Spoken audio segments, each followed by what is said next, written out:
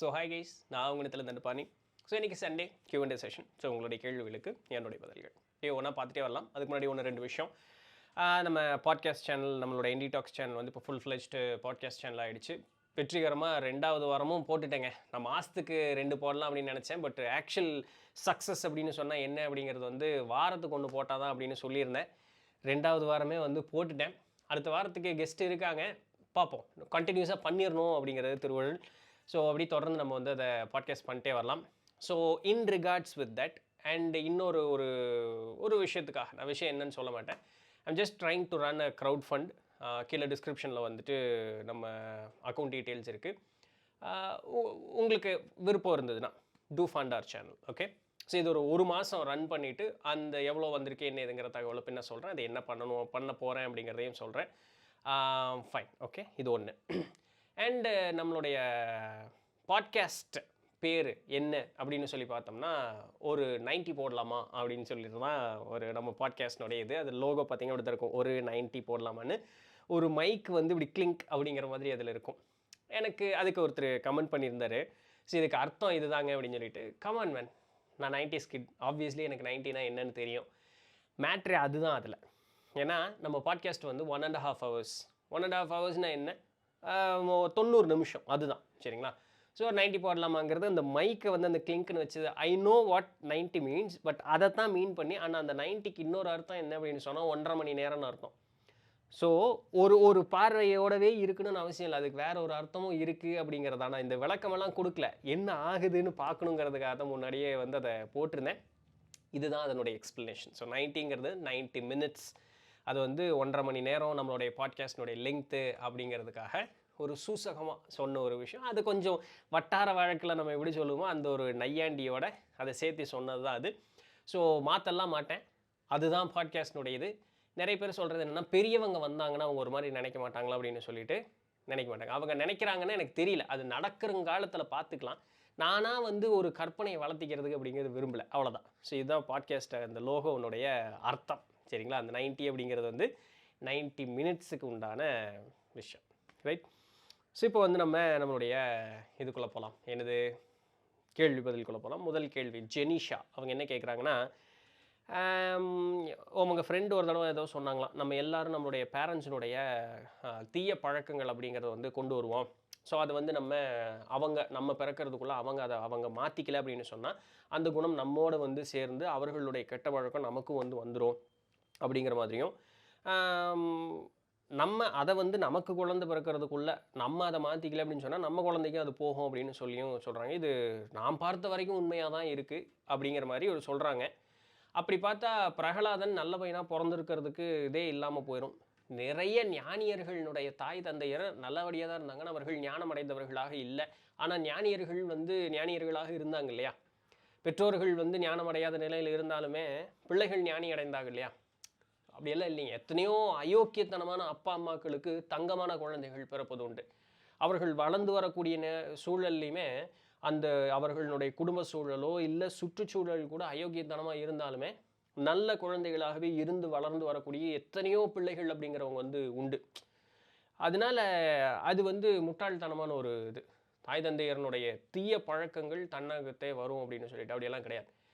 பழக்க வழக்கம் அப்படிங்கிறது அவரவர்களுடைய ஆன்ம பதிவில் என்ன இருக்கோ அதுதான். சுற்றுச்சூழல் நம்மை மாற்றும், இல்லைன்னு நான் சொல்ல வரல. ஆனால் அதை எதிர்கொண்டு மீண்டு வெளியே வருவதற்கு நம்மளால் முடியும். அவங்களுக்கு இருந்ததுங்கிறதுனால எனக்கு இருக்கும் அப்படிங்கிறது வந்து கிடையவே கிடையாது. அதில் அந்த கருத்து வந்து தவறு. பெற்றோர்களுடைய உடல் நலம் சரியில்லாமல் இருக்கும் பட்சத்தில் அந்த உடல் நலத்தோடு பெறக்கூடிய பிள்ளை உடல் அளவில் பாதிப்போடு இருக்குமான்னு கேட்டால் கூட ஓகே. ஏன்னா அது உடல் சம்பந்தம் தான். இந்த மிஷினு இன்னொரு மிஷின் உற்பத்தி பண்ணும்போது இந்த மிஷினே வந்து லோட கிளாஸாக இருந்ததுன்னு வச்சுக்கோங்க, இப்போ வெளியே வர மிஷின் எப்படி இருக்கும், அது லோட கிளாஸாக தான் இருக்கும். அது வரைக்கும் சொல்கிறீங்களா, ஓகே. பட் இந்த குணநலனெல்லாம் வந்து அந்தந்த ஆன்ம பதிவில் என்ன இருக்கோ அதுதான் அந்த குணநலனோடு சேர்ந்தது சரிங்களா. ஓகே, ஸோ அதே கேள்வி தான் அவங்க கேட்டிருக்காங்க, அதுதான் சரிங்களா. அடுத்தது இன்ஸ்பயர் க்ரோத் அப்படிங்கிறவங்க என்ன கேட்குறாங்கன்னா, நாடி ஜோதிடம் seems nothing sort of miracle, அது வந்து அவர் அதிசயமாட்ட அவருக்கு தெரியுது அப்படின்னு சொல்லிட்டு, அது எப்படி அவங்க வந்து கைரேகை மட்டும் வச்சு பார்த்துட்டு இவ்வளோ ஒருத்தரை பற்றி சொல்ல முடியும், அது எப்படி வந்து ஓலைகள்லாம் வந்து இவ்வளோ இன்ஃபர்மேஷன்லாம் ரெக்கார்ட் பண்ணியிருக்காங்க அப்படின்ட்டு. அதாவது எனக்கு தெரியல அப்படிங்கிறத நான் ஒத்துக்காம, அதை நான் எடுத்தோன்னே என்ன டிக்ளேர் பண்ணுறேன்னா, அதெல்லாம் வந்து ஒரு அதிசயமாட்டில் இருக்குது. It's miracle. It's nothing but miracle. அதுதான் அந்த வார்த்தை. It's nothing short of miracle. அதெல்லாம் ஒன்றும் இல்லை, சும்மா ஏதோ அதிசயம் அப்படிங்கிற மாதிரி. அப்படி பண்ணக்கூடாதுங்க.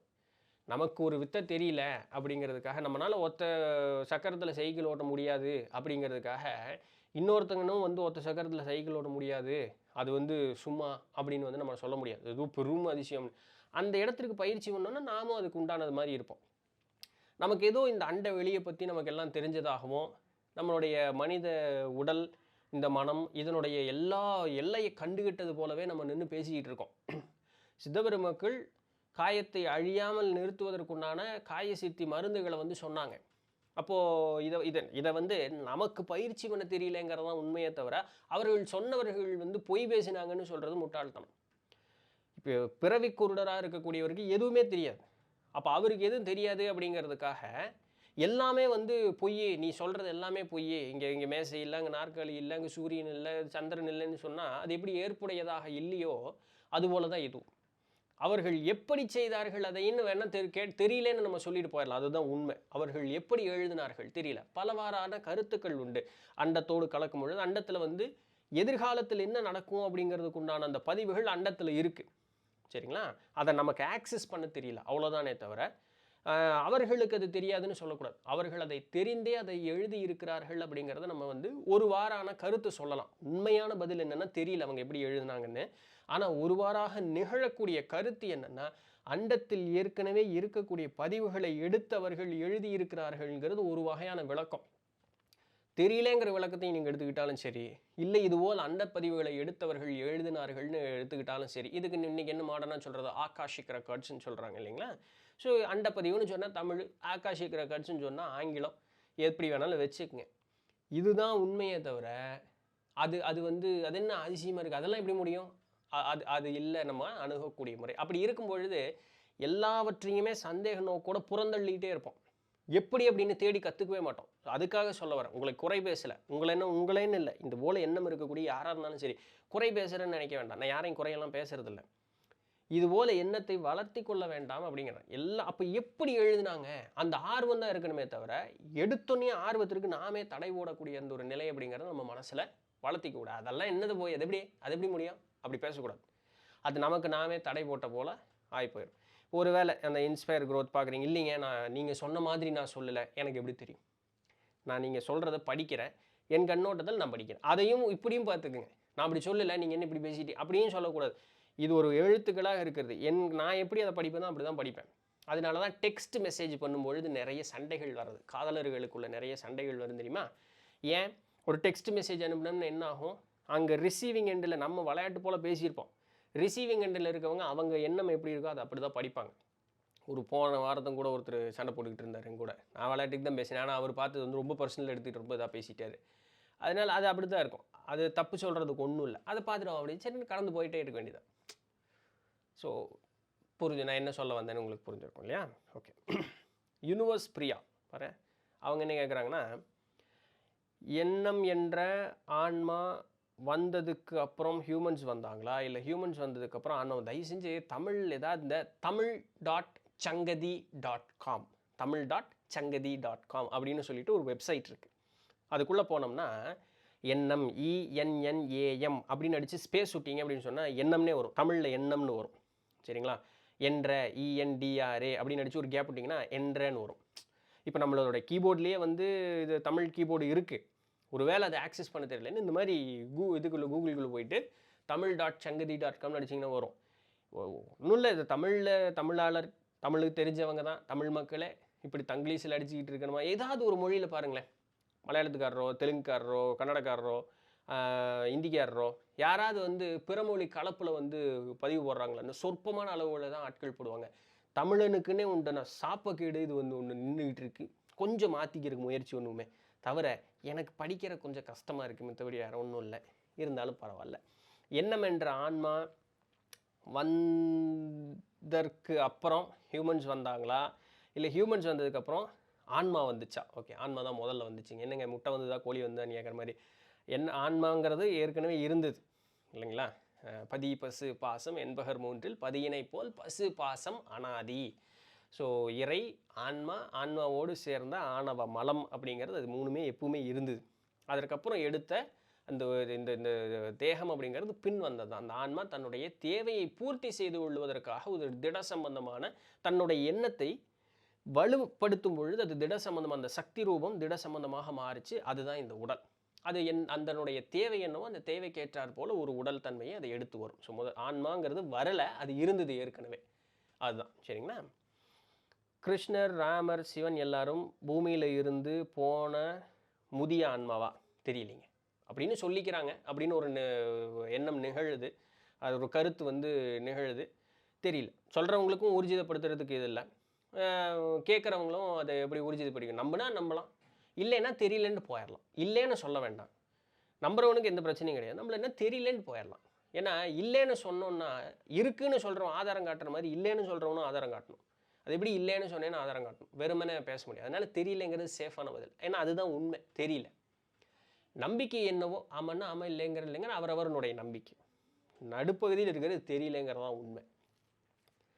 ஆன்ம முன்னேற்றத்திற்கு பூமி மட்டும் இல்லைன்னா இந்திரலோகம், இந்திரலோகமுக்கு INTHIன்னு போட்டோம்னா நல்லாயிருக்கும். எனக்கு எந்திரலோகம்னு இருக்குது. இந்திரலோகம், வைகுண்டம் எல்லாத்தையும் போவாங்களா? ஓகே, பூமி இல்லை அப்படின்னு சொன்னால் அந்த மாதிரி மேல் உலகங்கள்லாம் ஆன்ம முன்னேற்றம் அடைமான்னு அங்கே போனாலும் ஆன்ம முன்னேற்றத்திற்கு உண்டான வழி அப்படிங்கிறத பார்ப்பாங்க. பட் அங்கே சுகம் அப்படிங்கிறது அதிகமாக இருக்கக்கூடிய காரணத்தினால ஆன்ம முன்னேற்றம் ரொம்ப மெதுவாக தான் நடக்கும் அப்படிங்கக்கூடிய ஒரு கருத்தும் உண்டு. சைவ சாத்திர நூட்களில் இதை பற்றியெல்லாம் நிறைய குறிப்புகள் உண்டு. பின்ன வரும்போது பார்க்கலாம். இல்லை எனக்கு இம்மிடியட்டாக வேணும்னா சைவ சாத்திர நூட்கள் எடுத்து படிச்சிங்க. 14 நூட்களில் ஏதோ ஒன்றையும் எடுத்து படிக்கும்பொழுது இந்த மாதிரி தகவல்கள் அதில் உண்டு. ஆன்ம உலக பதிவுகள் மேற்கத்திய நாடு வெஸ்டர்ன் சைடில் தான் இருக்கா, கேப்ரியல் அந்த மாதிரி அப்படின்ட்டு அங்கே தான் அவங்க நிறைய ஆராய்ச்சி பண்ணுறாங்க. அதனால் அது போல் இருக்கக்கூடிய கருத்துக்கள் நிலவுது. நம்ம ஆட்கள் பிறந்தா நீ முக்தி அடைகிறதுக்கு தான் பிறக்கிறது அப்படின்னு சொல்லக்கூடிய கருத்தில் தான் நம்மளுடைய கலாச்சாரம். அதனால் இந்த மாதிரி ஆராய்ச்சிகளுக்குள்ளெல்லாம் அவர்கள் போகல. முக்தி அடைவதற்கு என்ன வழிங்கிறது டைரெக்டாக சோர்ஸை பிடிச்சிட்டாங்க. அதனால் இந்த நடுவில் இருக்கிற பேச்சுக்கெல்லாம் அவங்க இறங்கவே இல்லை. வந்தால் கிளம்புறது கொண்டு திருப்பி வராமல் இருக்கிறதுக்கு உண்டான வழி என்னவோ அதை மட்டும் பாரு அப்படிங்கிறதுனால நம்ம ஆட்கள் பெருசாக இந்த ஒரு இடத்துக்குள்ளே போனதில்லை. பட் இன்றைக்கி நிறைய பேர் வர்றாங்க, நூல் எழுதலை, அவ்வளோதான். மற்றபடி இந்த மாதிரி நிறைய ஆட்கள்லாம் உண்டு. அடுத்தது OpenAI வாட். அவங்க என்ன கேட்குறாங்கன்னா, அவங்க தியானம் பண்ணுறாங்களாம், நல்ல ரிசல்ட் இருக்குது, மனம் அமைதியாக இருக்குது, ஆரா எனர்ஜி எல்லாமே நல்லா இருக்குது. ஆனால் வாழ்க்கையில் எமோஷ்னலான சுச்சுவேஷன் வந்ததுன்னா அந்த டோட்டல் எனர்ஜி கான். திருப்பவும் மெடிடேட் பண்ணுறேன், திருப்பி நல்லா இருக்குது, இதுக்கு ஒரு முடிவே இல்லையா, இப்படி இருக்கிற வரைக்கும் இந்த உலக வாழ்க்கையோடு வாழ்ந்து தான் ஆகணும், அப்போது மனசு அசைஞ்சு தான் தீரும், எமோஷன் உண்டாகத்தான் செய்யும். இப்படியே அப் டவுன் என்ற இப்படியே இருந்துகிட்டே இருந்தால் இதுக்கு தீர்வு தான் என்ன? ஒரு வேளை ஞானி அடைஞ்சாலும் மனசு அசைஞ்சால் மறுபடியும் ஃபஸ்ட்லேருந்து ஆரம்பிக்கணுமான்னு அப்போ உங்களுக்கு இன்னும் அதனோட புரிதல் இல்லைன்னு அர்த்தம். தியானம் செஞ்சால் எல்லாம் மாற்றம் வந்துடும், தியானம் செஞ்சால் ஞானி அடைஞ்சிரும் அப்படின்னு ஒரு நினப்பில் இருக்கீங்கன்னு நினைக்கிறேன். அப்படியெல்லாம் இல்லை. ரமணர் எடுத்துக்கங்களேன், அவர் சராசரி வாழ்க்கைன்னா அவர் குடும்ப குழந்தை குட்டி இல்லை. ஆனால் குடும்பம் குழந்தை குட்டின்னா ஒரு பொண்டாட்டி தான், அதிகபட்சம் என்ன 2 பிள்ளை பெற்றுக்குவீங்களா, அதுதான் அதிகபட்சம், பெருசாக வேறு ஒன்றும் இல்லை. ஒரு குடும்பம்னா இன்னும் மாமனார் மாமியாரோ அப்பா அம்மா அப்படி அதோட சரி, எல்லாம் இழுத்து போடுங்க. பெரிய ஒரு இதுங்க, 10 பேர் இருப்பாங்களா ஒரு குடும்பத்தில். ஒரு கூட்டு குடும்பம்னாலும் அதிகபட்சம் போட்டால் 10 பேர் இருப்பாங்களா, அதுதான் அதிகபட்சம். இதுதான் நம்மளுடைய உலகம், இதுதான் சர்க்கிள். அப்புறம் நண்பர்கள் சொந்தக்காரர் அப்படின்னா அது போகிற வர அதோட சரி. நமக்கு நேரடியாக அப்படின்னா ஒரு அடிங்கிற ஒரு 10 பேர் இழுத்து போட்டாலும் நீங்கள் 2 பேர் தான் அதிகபட்சம் இருக்காங்க, இழுத்து 10 பேர் அதை கூட சமாளிச்சிடலாம். ரமணர் போல் இருக்கக்கூடிய ஆட்கள், வள்ளல் பெருமான் போல் இருக்கக்கூடிய ஆட்கள், பெரியவர் மகா பெரியவர் போல் இருக்கக்கூடிய ஆட்கள் ஒரு நாள்லேயே எத்தனை 1000 பேரை சந்திப்பாங்க தெரியுமா? சில 100களிலிருந்து சில 1000 பேர் வரைக்கும் அவர்கள் ஒரு நாளும் சந்திச்சாங்க. ஒரு நாளும் அவங்க போய் பார்க்கும்போது எப்படி நம்ம சாமி பார்த்துட்டேன்ப்பா அப்படின்ட்டு வரப்போகிறாங்க. அழுது புலம்பியவர்கள் எத்தனை பேர், வஞ்சத்தை கொட்டியவர்கள் எத்தனை பேர், இல்லை சோகத்தையும் துக்கத்தையும். யாருமே சந்தோஷமாக இருந்தோம்னா 3 பேர்த்த நினைக்கவே மாட்டோம். ஒன்று சாமி, ஒன்று ஜோசிகாரன், 3வது மருத்துவர். இந்த 3 பேர்த்தையும் சந்தோஷமாக இருந்தோம்னா நினைக்கவே மாட்டோம். துக்கம் வரும்பொழுது அந்த 3 பேருமே நம்ம கண்ணுக்கு தெரிவாங்க. அப்போது ஒரு ஞானியரை போய் பார்க்கும்போது சாமிக்கு அடுத்தபடி போனால் சாமி, அதுக்கு முன்னாடி வரைக்கும் நின்றுட்டுருக்கிற ஞானி, அவரை போய் நம்ம பார்க்க போனோம்னா சாமி நல்லா இருக்கேன் சாமி அப்படின்னா சொல்ல போகிற யாராவது சொல்கிறோமா? நம்ம வாய் வார்த்தையில் சொல்லிக்கல, இப்படி இருக்கேன், உங்கள் நீத்தல் நல்லா இருக்கேன், ஆனால் மனசுக்குள்ளே வேறு ஓடிக்கிட்டு இருக்கும். அப்போது ஒரு நாளைக்கு சில 100 பேர்த்துலேருந்து சில 1000 பேர் வரைக்கும் பார்த்துருக்காங்கன்னா, அந்த சில 100லேருந்து சில 1000 பேர் வேண்டாங்க 50% புலம்பியிருப்பாங்க. 50% கூட சாமி நல்லா இருக்கேங்க அப்படின்னு சொல்கிறாங்கன்னே வச்சுக்குமே. நடக்கிறதில்ல, ஆனால் நான் அப்படி வச்சுக்குமே. இன்னொரு 50% பேர் புலம்பியிருப்பாங்களே. அப்படி பார்த்தாலுமே எத்தனை 100 பேர் புலம்பியிருப்பாங்க இல்லை?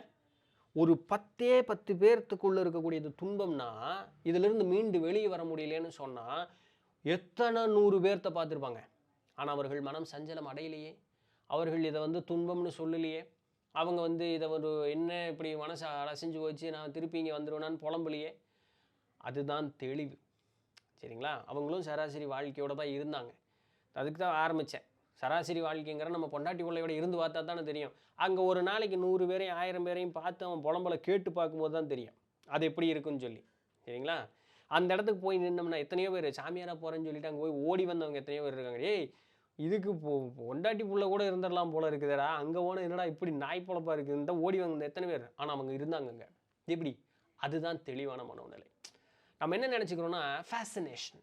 தியானம் பண்ணுனா நம்ம வந்து எல்லாமே அப்படியே திடீர்னு மாறிடும். அது எப்படி திடீர்னு மாறும்? எங்கே வீடு கட்டுவாங்களா நாளைக்கு, எங்கே ஒரே நாள் எங்கே அது வீடு கட்டிடுறீங்களா? பட் ஹாரி பாட்டரில் கூட அது நடக்காது. அது கூட இப்படி குச்சியை 4 பக்கம் ஆட்டுன்னு ஒரு 5-10 நிமிஷம் ஆகும் அந்த வீடு கட்டி முடிகிறதுக்கு இல்லையா? ஸோ அதனால் திடீர்னெல்லாம் ஒன்றும் நடக்காது. தியானத்தில் உட்காரும்பொழுது உடம்பு ரிலாக்ஸ் ஆகிடுது. அந்த எனர்ஜி ஃப்ளோ அப்படிங்கிறது வந்து கம்மியாகுது. அதனால நம்ம ஒரு ரிலாக்ஸ்டான ஸ்டேட்டுக்கு போகிறோம். சரிங்களா? அது வந்து ஒவ்வொருத்தருக்கும் அந்த உணரக்கூடிய தன்மை அதிகமாக இருக்கிறதுனால அந்த சக்தி நிலையை உணரக்கூடியவர்களாக இருக்கிறாங்க. ஒரு சிலர் நான் உணர்ந்தேன்னு கற்பனை வளர்த்திக்கிட்டு அதில் ஒரு நிம்மதியை கண்டு கொண்டு இருக்கிறாங்க. அப்படி தான் வண்டி ஓடிக்கிட்டு இருக்கே தவிர உண்மை நிலையெல்லாம் யாருக்கும் புரியல. உண்மை நிலை புரிஞ்சுதுன்னா அசைவே வராது.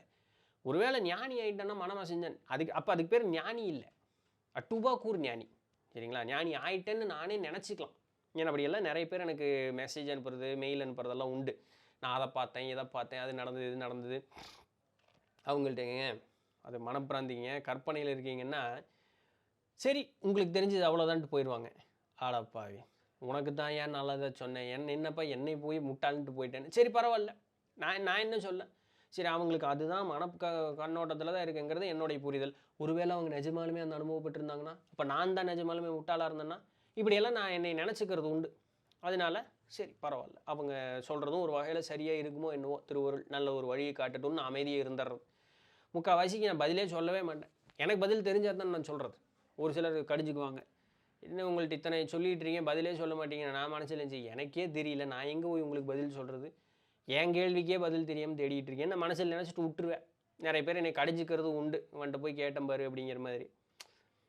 அதனால் நம்ம வந்து சலசலப்பான மனோநிலையில் இருக்கோம்.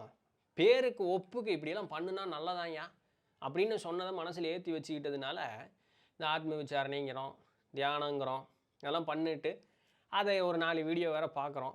பார்த்த மேனிக்கு ஏதாவது மண்டையில் போய் 4 செய்தி உட்காரோம். உடனே நம்ம ஒரு பெரிய ஆளுன்னு நினச்சிட்டு நம்ம அடுத்தவனுக்கு உபதேசம் பண்ணுறதுக்கு போயிடுறோம் இல்லைங்களா? அதெல்லாம் ஒரு பயம். அது சும்மா அது நான் நிறைய பேர்த்துக்கிட்ட சொல்லிட்டேன். ஏய் மனோமாயிடா இதெல்லாம் உனக்கு தெளிவே இன்னும் கொஞ்சம் கூட கிடையாது. சராசரி வாழ்க்கையிலேயே அது இரு. நீ நாள் கடந்து போய் பின்ன திரும்பி பார்க்கும்போது முட்டாள்தனம் பண்ணிட்டேன்னு தோணும். என்ன அப்படிலாம் பண்ணியிருக்கேன். அதுக்காக சொல்கிறேன். கேட்டுக்கிறது இல்லை. என்ன பண்ண சரி இப்போ உந்தொலை எழுத்தப்படி நான் வேறு என்ன சொல்ல முடியும், விட்டுறது. அதனால் தொடர்ந்து பயணிங்க. சும்மா தியானம் செஞ்சேன் வெறும் ஆத்ம விசாரணை பண்ணேன் என்ன நடக்க மாட்டேங்குது அப்படின்னா அங்கே எதுவும் பண்ணலை. அப்படி பண்ணுறதா நம்ம நினச்சிக்கிட்டு இருக்கோம், அவ்வளோதான். மற்றபடி வேறு ஒன்றும் இல்லை. சரிங்களா? ஞானியோடலாம் நம்ம கம்பேர் பண்ணிக்கக்கூடாது. நவீன் இன்ஃபெக்ட் தம்பி என்ன கேட்குறாருன்னா, சித்தர்கள் தான் ஆல்ரெடி கேலக்ஸி யூனிவர்ஸ் எல்லாம் தெரியுமே, அப்புறம் ஏன் அவங்க பல அண்டங்களுக்கு போனாங்க அப்படின்ட்டு. இந்த அடுத்த ஒரு தவறான ஒரு புரிதல், உடல் விட்டு இறையோடு போய் கலந்துட்டோம் அப்படின்னு சொன்னால் எல்லாம் தெரிஞ்சிடும் அப்படின்ட்டு. இறையோடு கலப்பது அப்படின்னு சொல்லக்கூடியது எதுவும் அற்ற அமைதியான ஒரு நிலைங்கிறது. சரிங்களா? அதுதான் சிவத்தோடு கலப்பதுன்னு சொன்னாங்க. சக்தியோடு கலக்கிறேன்னு சொல்லவே இல்லை, சிவத்தோடு கலப்பதுன்னு தான் சொன்னாங்க. அப்போ சக்தியோடு என்னன்னு பார்க்கும்பொழுது சக்தி அப்படின்னா அந்த ஒரு இடத்துல உண்டாயிரும் எண்ணம் உண்டாகும் பொழுது அந்த இடத்துல சக்தியினுடைய நிலைமாற்றம் வருது. இது இன்றைக்கி அறிவியல் என்ன சொல்லுதுன்னா அப்சர்வேஷன் எஃபெக்ட்னு சொல்லுவாங்க.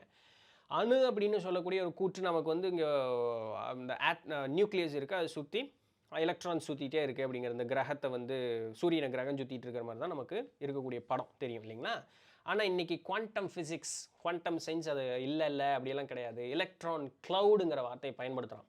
என்ன, இது ஒரு சக்தி மையம், இது வந்து ஒரு முழு சக்தி மையம். இந்த சக்தி மையத்தில் அணு இருக்குது, ஆனால் அந்த அணு தோன்றுவதில்லை. அணுன்னா என்ன, அந்த எலக்ட்ரான் தோன்றதெல்லாம் கிடையாது. நீ சொல்கிற மாதிரி இப்படி சுற்றிக்கிட்டெல்லாம் அது கிடையாது. அது எதுவுமே இல்லை, அப்படி இருக்குது. உன்னோட எண்ணம் ஒரு இடத்துல பாய்ச்சும் போது அந்த இடத்துல அந்த அணு தோன்றுது அப்படிங்கிறான். எப்படி, ஒரு இடத்துல அணு பாய்ச்சும் போது அந்த இடத்துல அணு தோன்றுது. பின்ன அந்த எண்ணத்தை நிறுத்திட்டேன்னா அணு மறைஞ்சிரும். திருப்பி அது வந்து அண்டத்தோட அது அது எங்கே இருக்குன்னே சொல்ல முடியாதுங்கிறான். எலக்ட்ரான் க்ரௌடுங்கிறது எல்லாமே. மேகம்ங்கிறது என்ன, அது இதுதான் இங்கே இருக்குன்னு மேகம்னு சொல்ல முடியும். மேகம் எல்லா இடத்துலையும் இருக்குது. எண்ணம் தோன்றும் பொழுது அந்த இடத்துல அணு தோன்றுறது. எண்ணம் நின்றுச்சுன்னா அணு திருப்பியும் அதனுடைய பழைய சாஸ்வதமான ஒரு நிலைக்கு போயிருங்க. இது வந்து அப்சர்வேஷன் எஃபெக்ட்டுங்கிறான். யார், அறிவியல்காரன். சரிங்களா? இதை தான் நம்மளுடைய பெரியவங்க என்ன சொன்னாங்க, சிவதன்மை சக்தி தன்மைன்னாங்க. இப்போ இந்த அணு தோன்றாமல் இருக்கக்கூடிய அசைவில்லாத நிலைக்கு பேர் சிவநிலைன்னு பேர். அணு தோன்றும் பொழுது அதற்கு பேர் சக்தி நிலைன்னு பேர். சரிங்களா? அந்த அணு ஏன் தோன்றுது, எண்ணம் அப்படின்னு ஒன்று தோன்றியதுனால தோன்றுச்சு. இப்போ இந்த எண்ணம் அப்படிங்கிறது எப்படி நம்ம சொன்னோம், பதி பசு பாசம்னு சொன்னோமா, இந்த பாசம்னு சொல்லக்கூடியது ஆணவ மலம். இந்த ஆணவ மலம்ங்கிறது இந்த தோன்றிய இந்த அணு அந்த ஒரு சக்தி ரூபத்து கூடவே இருக்கிறதுனால அதனால தான் எண்ணம் அப்படிங்கிறது ஒன்று தோன்றுது அப்படின்னு சொல்கிறாங்க. இது வந்து முதிர்ந்த ஞானியர்கள்னால விசாரணை செய்து கண்டுபிடிக்கப்பட்டதுக்குண்டான செய்தி. இதுதான் சைவ நியதி சொல்லக்கூடியது. சரிங்களா? அப்போ இப்படி தோன்றும் பொழுது என்ன ஆகுது, எண்ணம் தொடர்ந்து உண்டாயிட்டே இருக்கு. முதல் எண்ணம் எப்படி தோன்றுச்சு தெரியாது, அது தானாக தோன்றுச்சு, அவ்வளோதான். இது நம்ம யோக வாசிஷ்டமில் பார்த்துருக்கோம். எதர்ச்சியாக நடந்த ஒரு சம்பவம், அதற்கு விளக்கம் சொல்ல முடியாது. அந்த எதர்ச்சியாக நடந்த ஒரு கற்பனை, அது விரிவடை இன்றைக்கி நம்ம பார்க்கறது உணரக்கூடியதெல்லாம் உண்மையாக இருக்குன்னு நம்ம நம்பிக்கிட்டு இருக்கோம். இந்த உண்மை இல்லை அப்படின்னு சொல்லி நிறுத்திட்டோம் அப்படின்னு சொல்லி இதெல்லாம் காணாமல் போயிடும். இப்போ நமக்கு இப்படியெல்லாம் இருக்குன்னு நம்புறதுனால தான் இங்கே ஒரு அணுக்கூறுகள் சேர்ந்து இப்படியெல்லாம் இருக்கிறதாக நம்ம நம்பிக்கிட்டு இருக்கோம். இது இல்லைன்னா இதெல்லாம் எல்லாமே காணாமல் போயிடும். சரிங்களா? அதுதான் ஞானியர்களுடைய நிலை. அவர்கள் என்ன சொல்கிறாங்க, காணுமிடம் எங்கும் சக்தி ரூபமாக இருக்குது, எல்லாமே வந்து ஒளிப்பிம்பங்களாக இருக்குது அப்படிங்கிறாங்க. அது அப்படின்னா என்ன, சக்தி ரூபமாக இருக்குங்கிறாங்க. அதையும் நிறுத்தி அவர்கள் பேசாமல் அப்படியே தன்னுடைய ஒடுக்கத்துக்குள்ளே போகும்போது ஏதுமற்ற ஒரு நிலை, ஏகப்பரமான நிலை. எல்லா இடத்திலும் வியாபித்து இருக்கக்கூடியது என்ன, எதுவுமே இல்லை. எல்லா இடத்திலும் வியாபித்திருக்கும், ஒன்றுமே இல்லை. அதுதான் எல்லா இடத்துலையும் வியாபிச்சிருக்கும். அதுதான் சிவநிலைன்னு தம்பி அடுத்த கேள்வி அதான் கேட்குறாரு. சிவம்னா என்ன, சிவன்னா என்ன, ஒன்றா ரெண்டான்னு சொல்லிட்டு. அப்போது சித்தபெரு மக்கள் என்ன பண்ணுறாங்க, அண்டத்தோடு கலக்கிறாங்க அப்படின்னா சிவதன்மையாக மாறிடுறாங்க.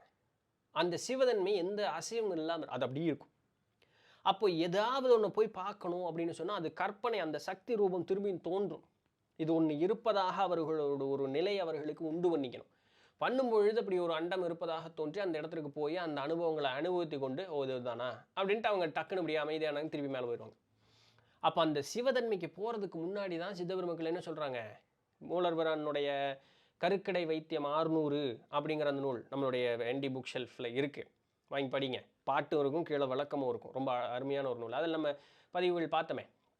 என்ன சொல்கிறாரு நந்தீஸ்வரு, மூலர்வரானுக்கு வந்து பாடம் சொல்லி கொடுத்ததுக்கு பிறகு இந்த கூலிகை ஊண்டு போய் 1008 அண்டங்களை பார்த்துட்டு வாங்குறாரு. பார்த்துட்டு எல்லாம் வர்றார் மூலர்வரன். அப்படி பார்க்கும்பொழுது ஒவ்வொரு அனுபவங்களை வந்து எடுத்துரைக்கிறார். நீருனாலான அண்டம், நெருப்புனாலான அண்டம், மூலர்வரானை காட்டிலுமே பன்மடங்கு அறிவில் முதிர்ந்த சித்தபெருமக்கள் எல்லாம் வேற்று அண்டங்களில் உண்டு அப்படிங்கிறார். சரிங்களா? மனோன்மணியினுடைய மாயை என்ன, எத்தனையோ லட்சம் சித்தபெருமக்களை அவர்கள் கண்டதாகலாம் மூலர்வரான் சொல்கிறார். சொல்லி முடிச்சுட்டு கீழே வந்ததுக்கு பிறகு இதெல்லாம் மாயை அப்படின்னு சொல்லி என்ன பண்ணுறார், பேசாமல் வந்துடுறார். அது என்ன, சிவத்தோடு கலந்துடுறாருன்னு அர்த்தம். அப்போ இந்த உண்மை நிலையை புரிவதற்கு முன்னதாக பார் எல்லாத்தையும் பார்த்துட்டு வா. இந்த அசைவினால் ஒரு கற்பனையினால் தோன்றிய காட்சிகளை கண்டு கொண்டு வா. இது மலைக்கத்தக்கதாக இருக்குது அப்படின்னு நினச்சேன்னா இதுக்கே ஒரு இடம் கொடுத்தே ஒன்று அது எவ்வளோ பெரிய விஷயமா இருக்கும். அப்படின்னா ஆமாம் உண்மைதான், இதெல்லாம் இவ்வளோதானா, அப்போ என்ன பண்ணுவோம், சும்மா இருக்கும். அதுதான் சிவதன்மைங்கிறது. அப்போ சித்தபெருமக்கள் இதெல்லாம் கண்டு உணர்ந்திருக்கிறார்கள். உணர்ந்த பிறகு இது மாயேன்னு சொல்லிட்டு அவர்கள் எங்கே அண்டத்தோடு போய் கலந்துடுறாங்க. அதுக்கப்புறம் வந்து எல்லாம் தெரிந்தவர்களாக அவர்கள் எண்ணத்துக்கே கொண்டு வர மாட்டாங்க. அப்போ அவங்க என்ன பண்ணுவாங்க, இந்த கேலக்ஸி அங்கே, அந்த கேலக்ஸி அங்கே, இங்கே தான் ஒன்றுமே இல்லையே, இது வெறும் கற்பனை தானே, கற்பனைக்குள்ளே அதுக்கப்புறம் எதுக்கு திருப்பு இது பண்ணிட்டு இருக்காங்க. அவங்க இதெல்லாம் பார்த்ததுனால இப்படியெல்லாம் இருக்குது, ஆனால் இதையும் கடந்து செல்வதற்குண்டான வழி என்ன அப்படின்னு சொல்லி தான் அவங்க வந்து அந்த பாழ்களை கடந்து போவதற்குண்டான வழி அப்படிங்கிறது கூடிய அவர்கள் பேசக்கூடிய அந்த ஒரு பேச்சு கொஞ்சம் நிறைய படிக்கணும். ஸோ அதனால் சிவத்தோடு கலந்துட்டோம்னா இது இருக்குது அது இருக்குல்ல ஒன்றும் கிடையாது. அதுக்கு அங்கே ஒன்றுமே கிடையாது. இப்போ எதுவுமே இங்கே கிடையாது. இங்கே நானும் கிடையாது, நீங்களும் கிடையாது. இதெல்லாம் வெறும் ஒரு கற்பனை. தூங்கிட்டு இருக்கோம்னு நினச்சிக்கங்க. கண்ணை முழிச்சு பார்த்தோம் அப்படின்னு சொன்னால் இதெல்லாம் இங்கே ஒன்றுமே இல்லை. அப்படி தான் இருக்கும். அதுதான் உண்மை, நிதர்சனம். பட் அந்த நிலைக்கு போகிற வரைக்கும் அதை புரிஞ்சுக்கிறது கஷ்டம். சிவம் அப்படின்னு சொல்லக்கூடியது அந்த அமைதியாக இருக்கக்கூடிய நிலை. சிவன் அப்படின்னு சொல்லக்கூடியது நாம தான் சிவன். இந்த சிவத்தை உணரணும். உணராத வரைக்கும் இது சிவனாகவே இங்கே சுற்றிட்டு இருக்கும். நீங்கள் அதுக்கு என்ன உருவம் வேணாலும் வச்சுக்கலாம். சடாதாரியாக இருந்தாலும் சரி, இல்லை ஜாலியாக இப்படி சுற்றிட்டு இருக்கிற ஆளாக இருந்தாலும் சரி. கணத்தில் கை வைக்கக்கூடாது, வடக்கு பார்த்து தூங்கக்கூடாதுலாம் சொல்கிறதுக்கு என்ன காரணம்? அடிக்கடி நீ அதை தான் பண்ணிகிட்டு இருக்கீங்க. வடக்கு திசையில் இருந்து, அதாவது நார்த் அண்ட் சவுத் போலில் வந்து நார்த்தில் இருந்து தான் அந்த மேக்னெட்டிக் வைப்ரேஷன் சவுத்தை நோக்கி வரும். ஸோ வடக்கு நோக்கி படுக்கும் பொழுது அவ்வளோ மேக்னெட்டிக் வைப்ரேஷனும் நேரடியாக நம்மளுடைய மூளைக்குள்ளே இறங்கும். அதை வந்து மூளை தாங்கக்கூடிய அளவுக்கு வலு கிடையாது. அப்படிங்கிறதுனால அந்த இடத்துக்கு வைக்கக்கூடாது, தலை வைத்து படுக்கக்கூடாதுங்கிறது தான் அர்த்தம். இன்னொன்று, கன்னத்தில் கை வைக்கக்கூடாதுன்னு இப்படி வச்சோம்னா நம்ம வந்து ரெஸ்ட்டு எடுக்கிற மாதிரி இருக்கும். நம்ம ஆஃப்டர் லைஃப் மெமரிஸ்ன்னு சொல்லிட்டு இப்போ ரீசெண்டாக ஒரு பாட்காஸ்ட்டில் வந்து அந்த ஆன்மூலக பதிவுகள் சம்மந்தமான ஒரு இது, அதில் இந்த தகவல் இருக்கும். உங்களுக்கு டென்ஷன் ஆகுது, ஒரு மாதிரி பட்டப்பட்டான்னு ஆகுறீங்கன்னா தலை குனிஞ்சுக்குங்க அப்படிம்பாங்க. இப்படி பண்ணுங்க அப்படிம்பாங்க. அப்போது நல்லா அந்த ஒரு மாதிரி இருக்கவன் ரெஸ்ட்டாக உங்களை அறியாமல் எங்கே போவாங்கன்னா இப்படியே ஆயிடுவாங்க. அப்படின்னு என்னென்னா நம்ம மைண்டு வந்து அப்படியே போயிடும், அப்படியே டல் ஆயிரும். ஒன்றா தூங்கிடுவோம், இல்லை அப்படியே ஒரு மாதிரி ஒரு நிலைப்பட்ட மனோநிலைக்கு போயிடுவோம். சரிங்களா? அப்போ அதனால ஆக்கப்பூர்வமாக இருக்கக்கூடிய பகல் வேலையில் இப்படி உட்காந்துட்டு இருந்தானா அவன் என்னவான், அவன் அப்படியே இருப்பான். ஞானியர்கள் இருப்பாங்க, அவங்களுக்கு என்ன இப்படி இருப்பாங்க, எண்ணமற்ற நிலையில் இருக்கிறதுக்காக. நாம் இருக்க முடியுமா? சோத்துக்கு என்ன பண்ண? ஸோ அதனால் கன்னத்தில் கை வச்சு உட்காரக்கூடாது, எந்திரிச்சு போய் பொழப்பார் அப்படிம்பாங்க. டே என்னடா சோம்பேறி மாதிரி உட்காந்து கன்னத்தில் கை வச்சு, உங்கள் அப்பனா செத்து போயிட்டான், எந்திரிச்சு போய் பொழப்பார் அப்படிம்பாங்க. அப்போ அந்த வருத்தம் தாழாமல் இப்படியே உட்காந்து அந்த எண்ணத்தை டவுன் பண்ணுறதுக்கு இப்படியே உட்காந்துருக்கேன். அதுக்கு தான் சொல்லுவாங்க, என்ன உங்கள் அப்பனா செத்துட்டான். ஏன்னா அப்பாவுடைய பலம் வந்து ஒருத்தருடைய வாழ்க்கையில் அந்தளவுக்கு முக்கியம். ஏன்னா உங்கள் அப்பனா செத்துட்டான், அப்போ இங்கே வழக்கு அப்படி உண்டு, எந்திரிச்சு போடா போய் பொழப்பாடுறா அப்படிம்பாங்க. ஸோ அதனால தான் கன்னத்தில் கை வச்சு உட்காரக்கூடாதுங்கிறது. யாருக்காவது ஆன்மீக விஷயமாக ஏதாவது சொன்னால் பிறகு நல்லது சொன்ன என்னோட மனோநிலை மாறிடுது, பாசிட்டிவ் ஸ்டேட் போயிடுது. உங்களுக்கு யூடியூபே வேலையாக தான் இருக்குது, உங்களுக்கு அப்படியெல்லாம் இல்லையான்னு? அப்படியெல்லாம் ஒன்றும் கிடையாது. அது நம்மளுடைய மனோமாய், மற்றபடி வேறு ஒன்றும் இல்லை. பட் ஸ்டில் நம்ம பேசுகிறதுனால நம்மளுடைய எனர்ஜி லாஸ் அப்படிங்கிறது ஆகும். ஸோ அது வந்து நமக்கு ஒரு டயர்டான ஒரு ஃபீலிங் கொடுக்குமானா கொடுக்கும். கொஞ்சம் அதிகமாக பேசும்போது எதிர்த்தால இருக்கிறவங்க வந்து ஆஹா இந்த பிள்ளை எவ்வளோ ஒரு அறிவான பிள்ளை அப்படின்னு நினச்சி பாராட்டினாங்கன்னாலும் அது ஒரு கண்ணடி வர்றதுக்கு வாய்ப்புண்டு. அப்படின்னு நினச்சாங்கனாலும் கண்ணடி வர்றதுக்கு வாய்ப்புண்டு. இதை நம்ம வந்து கொஞ்சம் தியானம் சாமி கும்பிட்றது மூலமாக நமக்கு ஒரு ப்ரொடெக்டிவ் லேயர் போட தெரிஞ்சுது அப்படின்னு சொன்னால் பிரச்சனை இல்லை, தானாக உருவாய்க்கும், போடுறதுக்கு ஒன்றும் அவசியம் இல்லை. அப்படி இல்லைன்னா இந்த கண்ணடி வர்றதுனால நமக்கு கொஞ்சம் எனர்ஜி லாஸ் ஆகிறதுக்கு வாய்ப்புண்டு.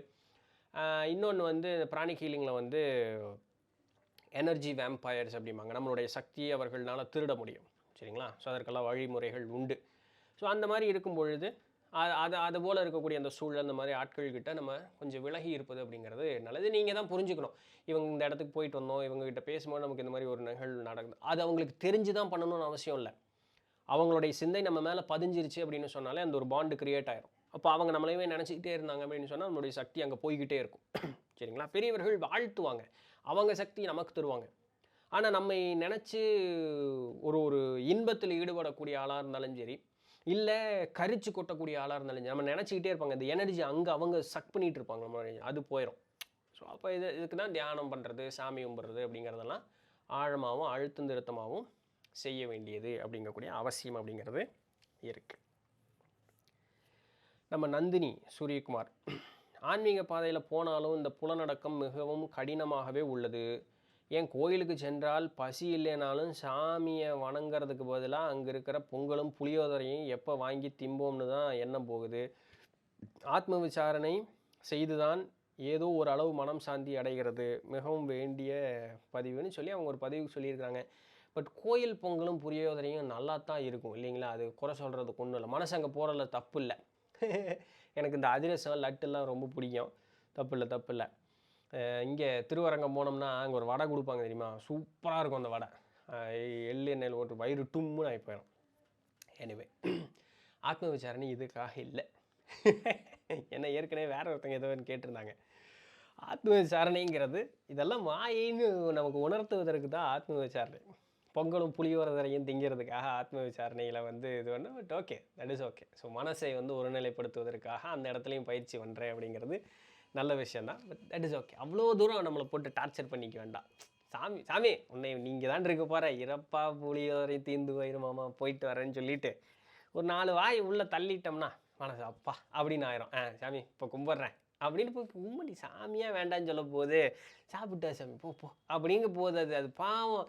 அதுதான் நம்மகிட்ட மாட்டிட்டு படாத பாடுபடுது சாமி. அது தாயுள்ளம் கொண்டது. பசியோட என் பிள்ளை நிற்குதே அப்படிங்கிறதுக்காக தான் உங்களுக்கு அங்கே பொங்கலையும் புளியோதரையும் காட்டுது. சாப்பிட்டே வந்தாலும் அந்த பொங்கலையும் புளியோதரையும் பார்த்து நமக்கு மனசு ஒரு செகண்ட் ஆகும்போது அப்படி சாமி மேலே கவனம் போகாதுன்னு சாமிக்கு தெரியுமே. அட போயிட்டு வா, போயிட்டு சாப்பிடுவோம் 4 வாய் உள்ளே போட்டு வந்தேன்னா மனசாமியே இருப்போகுது. பின்ன என்னை நின்று கும்பிட்டுக்குவியாமல் போயிட்டு வந்து சாமி தான் உங்களை அனுப்பி வைக்குது. அதுக்கு தான் உங்கள் கண்ணுக்கு பொங்கலும் புளியோதரையும் தெரிகிறது. சாப்பிட்டு வந்து பொறுமையாக சாமி கும்பிடுங்க. அது எங்கே போயிட போகுது? சாமி தானே, அது இருக்கும், அது ஒன்றும் பண்ணாது. இது நிறைய பூதமாட்டு அது ஏதோ பயமுறுத்தி வச்சுட்டாங்க, கண்ணை குத்திடும் அது வேணும், அது பாவம், அதெல்லாம் ஒன்றும் பண்ணாது. அது சரிங்களா? அது நமக்கு நல்லதை மட்டும் சொல்லி கொடுக்குறது தான் சாமி. அதனால் 2 வாய் உள்ளே தள்ளிட்டு போய் சாமி நின்று சாமி கும்பிட்றேன். ஒன்றும் தியானம் ஒன்றும் பண்ண போகிறதில்ல. அங்கே போய் இந்த மூச்சவாக பிடிக்க போகிறீங்க கோயிலுக்கு போயிட்டு. அது போனால் கூட வயிறு ஏதோ ஒரு 3/4 பங்குக்கு மேலே காலியாக இருக்குன்னு சொல்லலாம். அப்படி ஒன்றும் இல்லை. இப்படி நின்றுட்டு எனக்கு அதை கொண்டா இதை கொண்டாண்டு தானே கேட்க போகிறேன். அங்கே போய் என்ன முக்தியை கொடுன்னா கேட்க போகிறேன். அதுவும் ஒன்றும் கிடையாது. 2 வாயை தின்னுட்டு வரதில் ஒன்றும் தப்பு இல்லையா? என்னங்கிறீங்க? ஜாலியாக சாப்பிட்டு வாங்க. அப்புறம் என்னத்து போய் கே வந்தி அவர் என்ன கேட்குறாருன்னா, நீங்கள் அதாவது என்னை கேட்குறார், நோய் வாய்ப்பட்டிருக்கும் பொழுது அல்லது உங்கள் மனம் எப்பொழுது உங்கள் உடல் நலக்குறைவை பற்றி சிந்திக்கும் பொழுது நான் யார் என்பதை எப்படி பயிற்சி செய்வது? திருப்பும் சொல்கிறேன், நான் யாருங்கிறது வந்து இது மாயைங்கிற ஒரு இதுக்கு தான். But that is okay. உடல்நலக்குறைவு அப்படிங்கிற நம்மளை போட்டு வாட்டும் பொழுது அந்த இடத்துல உட்காந்துட்டு இது மாயை, இதெல்லாம் வந்து இதாக போகிறோம் அப்படின்னா ஞானியர்களுக்கு அது ஒவ்வும். ஏன்னா அவர்கள் உடல்நலக்குறைவு இருக்கும் பொழுது அவர்கள் அதை ஒரு சஞ்சலப்படுத்திக்கிட்டது இல்லை. ஏன்னா ஒட்டுறவு அவர்களுக்கு வேறு எந்த இடத்துலையும் இல்லை. அவங்க நேரோட ஒட்டுறவு இறைவனோட வச்சுருந்தாங்க. ஆனால் நம்ம வந்து இன்னும் பாசி விரியத்தோட இங்கே பொண்டாட்டி பிள்ளைகளோட சொந்த பந்தத்தோட நல்லா தான் இருக்கும். அப்போ நம்ம வந்து என்ன பண்ணணும்னா உடனே மருத்துவர்கிட்ட தான் போகணும். உட்காந்து இது இது மாயை, இது வந்து பரவாயில்ல அப்படின்ட்டு இருந்தோம்னா அந்த நோய் தன்மை கடுமை தன்மை ஆயிரும். அதை நம்ம பொறுத்து கொள்ளும்போது மனசு சஞ்சலப்பட்டுக்கிட்டே தான் இருக்கும். நேராக வைத்தியர்கிட்ட போய் அந்த நோய்க்கு உண்டான நிவர்த்தியை பார்த்து கொள்ளுவதுங்கிறது தான் சாலச் சிறந்தது. நம்ம வந்து ஞானியர்கள் கூட கம்பேர் பண்ணக்கூடாது. அதனால தான் அவர்களுக்கு ஞானியர்கள்னு நம்ம பேசும்போதே தனியாக சொல்கிறோம். அவங்களும் மனுஷன்தான். ஆனால் ஏன் ஞானின்னு சொல்கிறேன்னா அவர்களுடைய மனோநிலைக்கு நம்மளுடைய மனோநிலைக்கு வித்தியாசப்படுது. நமக்கு வர அதே நோய் அவர்களுக்கு வந்ததுன்னா நமக்கு நோய் வந்ததேன்னு தோணும். அவங்களுக்கு அந்த எண்ணமே இருக்காது. அது உடலினுடைய அது ஒரு மாற்றம்ப்பா அப்படின்ட்டு அந்த எண்ணமே இருக்காது. நாம் கேட்டால் சொல்லுவாங்க உடலுக்கு வந்தது தானே எனக்கு வரலையேன்ட்டு போயிடுவாங்க. அப்போ அவர்கள் தங்களே ஆன்மாவாக மட்டும்தான் பார்க்குறாங்க. ஆனால் நம்ம பார்க்குறோமா? பார்க்க மாட்டோம் இல்லைங்களா? ஸோ அதனால் நேராக மருத்துவர்கிட்ட போய் மருத்துவ இது பண்ணுறேன். அது உங்களுக்கு எந்த மருத்துவம் வாய்க்குமோ, எது வேணுமோ, ஆங்கில மருத்துவமோ பாரம்பரிய மருத்துவமோ அது எந்த மருத்துவமோ அந்த மருத்துவர்கிட்ட போய் உடல் நலத்தை சரி பண்ணி கொள்வது அப்படிங்கிறதான் சரி. அந்த இடத்துல உட்காந்துட்டு ஆத்ம விசாரணை செஞ்சுக்கிட்டு எல்லாம் இருக்கக்கூடாது. சரிங்களா? பட் ஆத்ம விசாரணை இந்த மோல இருக்கக்கூடிய அந்த பய உணர்வுகள் அப்படிங்கிறது வந்து நம்மளை மீட்டு கொண்டு வரும். அது ஓகே, அது வரைக்கும் சரி. அது அந்த அந்த ஒரு மனோநிலை அப்படிங்கிறது கொண்டு வர்றதற்கு உங்களுக்கு சரி. அதற்காக இந்த உலக வாழ்வில் இருக்கும் பொழுது இந்த உடலை வந்து போக்கடிச்சுக்கிறதுக்கு உண்டான வழி அப்படிங்கிறது பார்க்கக்கூடாது. சரிங்களா? உடலினை முன்னம் இழுக்கென்றிருந்தேன், உடலுக்குள்ளே உருப்பொருள் கண்டேன், உடம்புள்ளே உத்தமன் கோயில் குண்டான் என்று உடம்பினை யானிருந்து ஓம்புகின்றேன்னு மூலர்வரான் திருமந்திரத்தில் சொல்லக்கூடியது. அதனால் உடம்பை வந்து இழுக்குன்னு நினச்சேன், இதுக்குள்ளே தான் சாமி இருக்குது அப்படிங்க தெரிஞ்சதுக்கப்புறம் இதுக்குள்ளே தான் வந்து சாமி பார்க்க முடியும்னு தெரிஞ்சதுக்கப்புறம் இந்த உடம்பை வந்து பாதுகாத்து வச்சேங்கிறார். உடம்பு வந்து புறந்தள்ளக்கூடாது. சரிங்களா? அதுபோல் ஏதாவது இருந்ததுனாலாம் உடனே மருத்துவரை அணுகி அதற்குண்டான நல்லது ஒரு மருத்துவ முறையை பார்த்து கொள்ளணுங்கிறது தான் சாலச் சிறந்த ஒரு வழி. ரைட்.